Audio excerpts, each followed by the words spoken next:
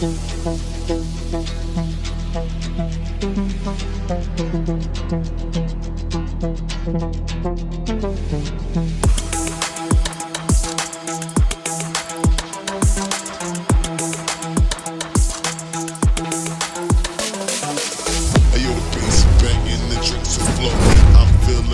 dope.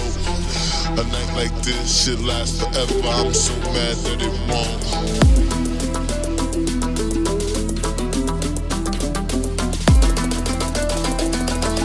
Hey, yo, the bass is banging, the drinks will flow.